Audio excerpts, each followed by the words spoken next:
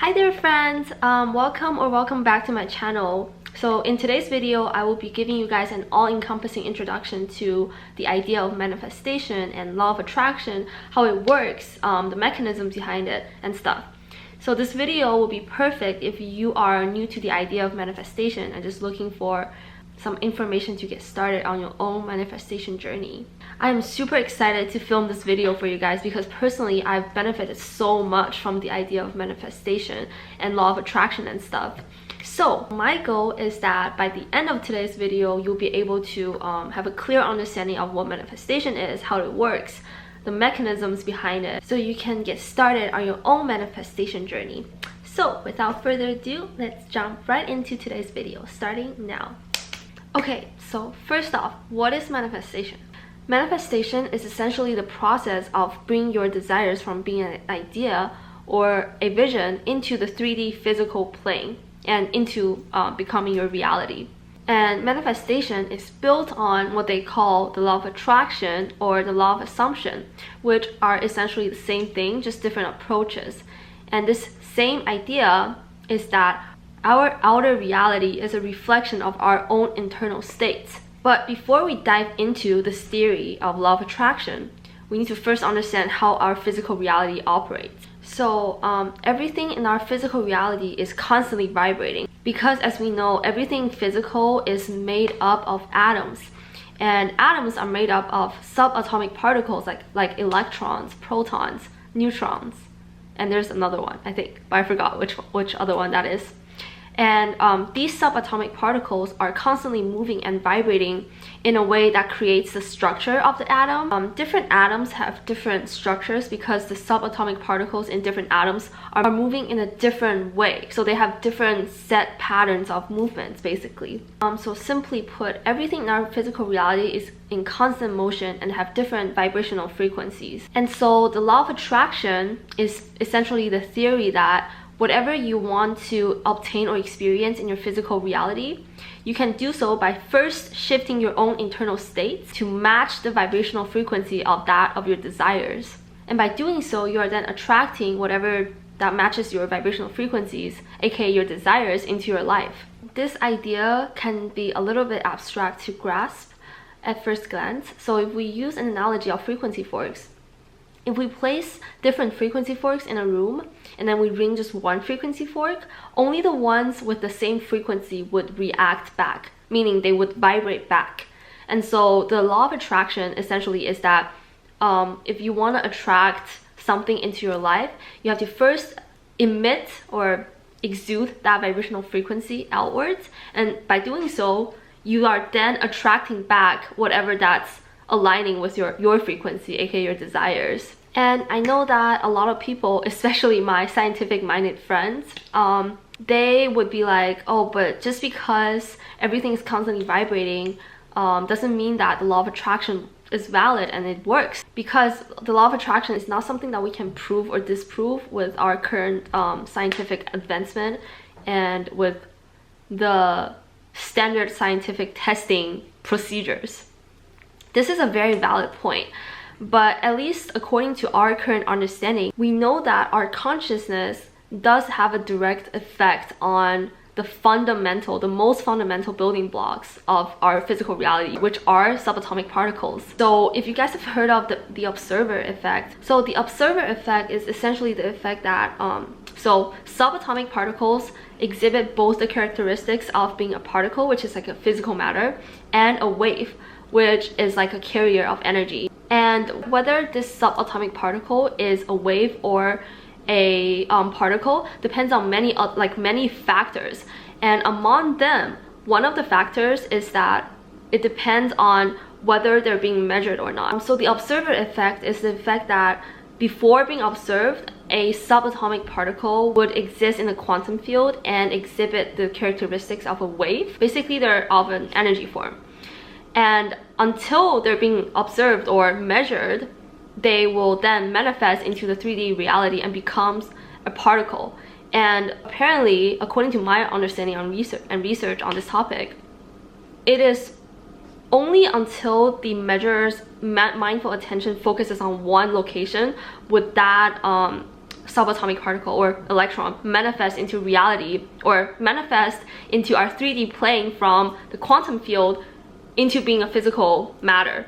So basically, if that's how our physical reality operates, then at least there exists a possibility that our mind, like our consciousness, can affect the state of being of our physical reality. And at least according to our current understanding of science and physics and stuff, our consciousness is something that acts on the quantum plane. So if you look at the very famous thought experiment, Schrodinger's cat, it's also talking about the same thing. It's talking about how our mindful consciousness affects the state of being of an outcome, basically. So if that is the case, then the law of attraction is at least being supported, and even more supported as we start to understand our physical reality more.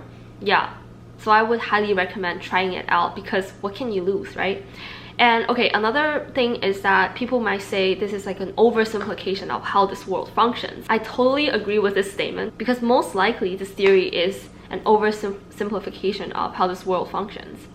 But just like how the famous statistician George Box once said, all models are wrong, but some are useful. And in my opinion, this theory or this model is a very useful framework for us to create whatever we desire in our physical reality.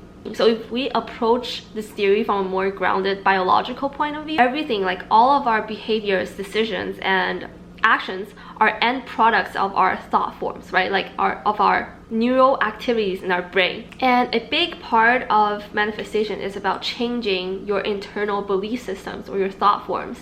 And by doing so, you're essentially changing how your neurons fire to each other, and change whatever that self-limiting belief system you have into like a more productive one. So by doing so, you're essentially changing your neural pathways from firing in your current way into firing in a way that represents your ideal dream self. And by doing so, of course, your actions, behaviors, and decisions are going to change, are going to be different from what you're doing right now. Because if you really think about it, everything physical in this physical world that's human related essentially are a physical manifestation of someone's consciousness, right? Like someone's ideas or someone's like thoughts, inspirations, and stuff. And also, if you look at the very famous and well-known placebo effect, it's something similar. It's basically just because you're changing your belief systems, you're manifesting a different outcome, essentially. So yeah, even though we can't test this theory using our current standard scientific method yet, at least we can try this theory out ourselves, right? Because what can we lose by trying to manifest our dream self, our desires, using a very simple practice? If this theory actually works, which I personally guarantee you it will work, okay? Because I've personally experienced so many magical things and events and synchronicities in my life ever since I started doing manifestation practices and stuff. Oh my god. Yeah, Mochi's like scratching her butt on the floor and it's like distracting me. It's so funny. Oh my god, you good, Momo? What's going on? So now we've had a basic understanding of what manifestation and the law of attraction is, we're ready to talk about manifestation itself. So how do we manifest exactly? I've broken down the manifestation process into 3 general steps, so you can apply these steps as soon as you finish today's video. The first step of manifestation is obviously identifying what you want to manifest. And you can essentially manifest anything, like literally anything. The craziest dreams of yours, like becoming a millionaire or something. But it would be easier and more effortless, and your manifestation would also probably come faster if you are manifesting from a place of passion instead of from a place of ego, if that makes sense. So if you're manifesting something that really aligns with your true soul passion, like your true calling, that once you have that, you would feel really fulfilled, then you will know that this thing is coming from your passion instead of your ego. An egotistical manifestation would be something like, oh, you're trying to manifest something in order to make another person jealous, or out of a place of competition or something. Things like that would be more of an egotistical thing. So it doesn't really matter what you want to manifest. It matters what your motives are, basically, what your drive, your ultimate drive behind your manifestation. A really good analogy for this would be like a radio station. So when you're manifesting, essentially you're acting like a radio station, sending out signals or messages to the universe.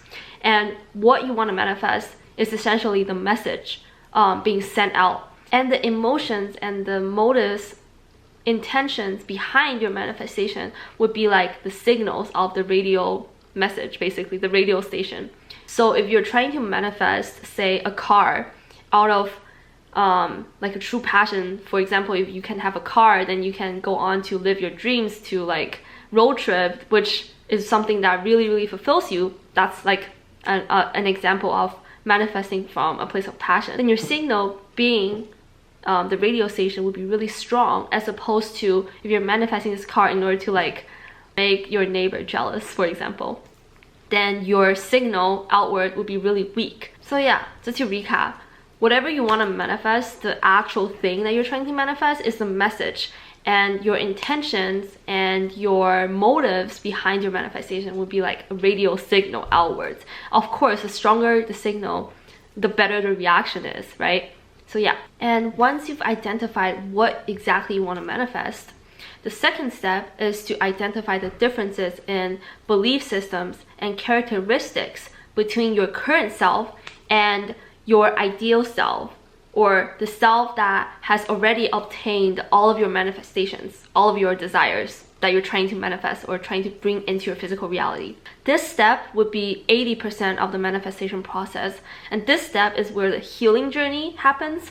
I'm sure if you guys are familiar with the spiritual community, you guys probably have heard of the healing journey a lot of times. So what the healing journey is essentially once you have identified the differences in your internal belief systems or your characteristics, you would then start shifting your belief systems and start changing your internal dialogue with yourself, thereby changing your own perception of yourself or your perceived identity of yourself to align with those of your ideal self. Basically, you're changing your internal world into aligning with your ideal self in order to bring in your manifestation. I'll give you guys an example. So if you're trying to manifest like your dream school's offer, you can think about what kind of person would get this offer. For example, are they usually studious? Are they creative? Are they resourceful?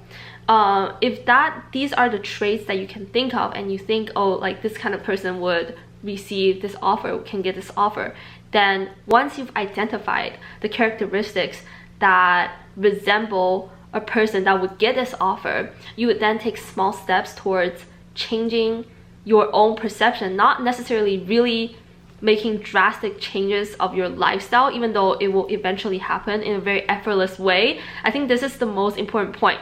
Yes, you will still need to put in the effort. Yes, you will still need to take action. And yes, by the end of it, you'll probably change into like a better self, but everything would happen in a very effortless manner if you utilize this framework well, basically. Because you would receive a lot of synchronistic events, and you would just feel really good along the process. So once you've identified those characteristics, you would then take small steps towards becoming that person until you can truly believe that you are that kind of person. And during this step, you really don't have to make drastic changes. It usually, for me at least, it takes only like a small change in behavior, like a really small one. For example, if I'm trying to be studious, then I'm probably gonna just start reading books for, I don't know, 30 minutes or 10 minutes every day, depending on how I'm feeling. And then while I'm doing that, I'm gonna change how I talk to myself. This is why I always say that words have power, because if you talk to yourself in a very negative way, then what you're essentially doing is that you're strengthening the neural pathway of believing and thinking that you are that negative person. So yeah, back to our example. Basically, you only have to make a conscious decision in your head and be like, I'm not gonna think of myself as not studious anymore. I'm going to think of myself as very studious, very like to learn new things, very curious, blah blah blah. And while you're doing that, you're slowly changing your internal dialogue, internal perception of yourself. Or if you're like super good at, I guess, changing your own perceptions of yourself, you don't even have to take small steps. But honestly, once you start thinking of yourself as being a certain person, you would start to act like it. yeah, it's like a two-way feedback loop, so it doesn't really matter. The only reason I would recommend taking small steps is that personally for me, it's easier for me to change how I view myself if I'm doing a small action, I'm taking small actions towards my goal or towards becoming a certain kind of person. And the more you practice talking to yourself kindly in a way that's conducive in you becoming your ideal self, and the more that you tell yourself, no, I'm not going to think of myself in that lens, you are then essentially weakening the neural pathway that leads to your self-limiting beliefs, and then strengthening the neural pathway that leads to self-promoting beliefs. I guess that's, I don't know if that's like a term, but you know, you guys know what I mean, yeah. Okay, and this leads to the third and final step in the manifestation process. This is important, okay? So in order for your manifestation to arrive, you need to truly believe that you are what you're trying to manifest and you are worthy of it. Like, you have to truly believe it on a subconscious level, not just on the conscious level, because your subconscious mind is always at work, including when you're sleeping. Meaning, you are constantly sending out signals through your subconscious mind. So of course, if you want to manifest something that you desire and you're acting like a radio station, then of course you would need your subconscious mind to align with your conscious beliefs of who you are in order to really bring in what you're trying to manifest. Because then you would have a very clear signal to the universe what you want in your life. And also, you would have a really consistent behavior and actions and decisions towards what you're trying to manifest. Because if you don't really truly believe in yourself, or believe in your manifestations, or believe in your ability to manifest what you're trying to manifest, then of course your actions and decisions are going to be different from if you actually believed in yourself, if that makes sense. So your actions and decisions is what essentially leads to your manifestations. And you need to be functioning from a place of truly believing in yourself and your ability to manifest and your manifestations, okay? Yeah.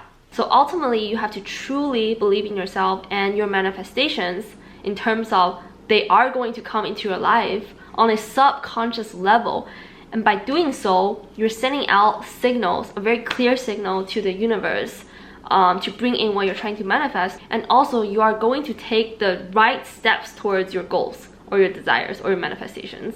As opposed to if you're not truly believing in yourself, you're not going to take the same actions and make the same decisions, of course. But it can be hard. It can be hard to truly believe in yourself on the subconscious level.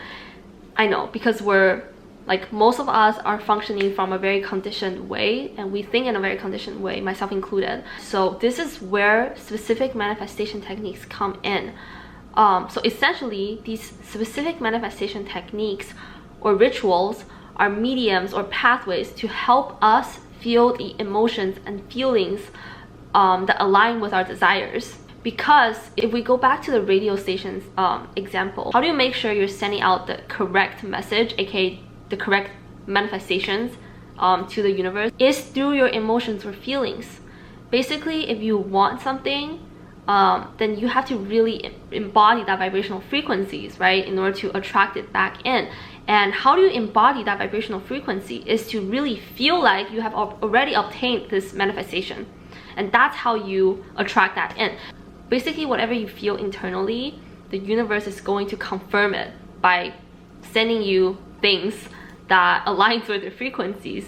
So specific manifestation techniques like scripting, visualizations and stuff are essentially trying to trigger the correct emotions in you in order to send the correct message out to the universe for your manifestations to come in. And I will have a separate video on the specific manifestation techniques I personally use. So if you're interested in that, subscribe to my channel and stay tuned for that video. It's probably gonna be the next one. If not, then you can easily find a lot of manifestation techniques on YouTube as well. You can just search things like water manifestation, scripting and stuff, visualization and manifestation meditation and stuff. So yeah, before we end today's video, I want to give you guys a few really important closing notes on the manifestation process. So the first one is that the manifestation process is usually never linear. What that means is that usually you might be going back and forth from step 1 to and step 2. For example, you were trying to manifest something at first, and then along the way you realize, this thing is not something that truly fulfills me, then you can go back and change your manifestation, of course. My point is the manifestation process is actually very flexible. It doesn't operate in a very linear and structured way. But as you begin your journey in manifesting, you will 100% start to develop your own way of manifesting, because you will know, you will see the feedback of the universe, and you will know what works best for you and what kind of manifestation process is the most effective for you. Also, keep in mind that if the manifestation and the law of attraction framework is actually true and captures partially how our reality works, then you have to understand that whether you're utilizing this framework or not, you're constantly manifesting through your emotions and feelings. So in general, if you want to manifest good things into your life, like good luck and happy events, then of course you would want to embody good emotions most of the time, right? And this is why you would always hear spiritual people be like, oh, high vibe, gratefulness, love, gratitude and stuff, because these are really, really good emotions to embody if you want to attract positive things into your life, because you would only feel grateful when you have received something that you want, right? So like being grateful most of the time is a great way to manifest. Plus, even aside from a spiritual perspective, practicing gratefulness has so many health benefits as well, and they're scientifically proven if you're like more into that. Okay. But this is not to say that you can't have negative emotions, because negative emotions are very essential to our human experience. If we don't experience negative emotions, we will not appreciate positive emotions, right? Whenever you feel negative emotions, really feel it, because it's essential to your experience on this earth. But you don't have to like linger on to negative emotions for too long, because first of all, if you're worried that, oh, like what if now that I'm aware of the manifestation process, what if I really feel negative on things sometimes and have my bad days? Am I just gonna manifest disasters into my life? No, that's not how it works, because negative emotions, like we said before, it has a really weak radio signal out to the universe, so the effect is not gonna be as strong. But you don't have to immerse yourself in negative emotions, right? Because it's not gonna make you happy in life. If we can choose, of course we want to be feeling happy, loved, fulfilled all the time, you know? Like we don't want to be feeling angry, sad, ashamed and stuff, right? So yeah, just whenever you feel negative emotions, feel them. Don't shame yourself for feeling them, okay? Because everybody, literally everybody feels negative emotions. But once you have fully embodied and felt the emotions, just let go of them. Just be like, yeah, let go of, I don't know, enviness, jealousy, resentment, hatred, shame, and stuff. Yeah. And if you're having difficulty letting go of these emotions, personally for me, it's really useful for me to write it out, like journaling and venting to myself sometimes. Very rarely. I don't like to talk about my negative emotions that much usually. But yeah, my point is try to stay positive and high vibe, because that's going to be both good for your physical health and physical well-being, and also good at bringing in good things into your life. And yeah, that concludes today's video. I really hope it was helpful, and I hope to see you on your own manifestation journey. So if you enjoyed this video, please give this video a thumbs up and hit that subscribe button if you want to see more videos like this. If you have any questions, feel free to comment down below. Since I don't really have a lot of followers right now, I'll probably be able to reply to your questions, and yeah, in a timely manner too. So send you guys so much love and light. Until next time, bye.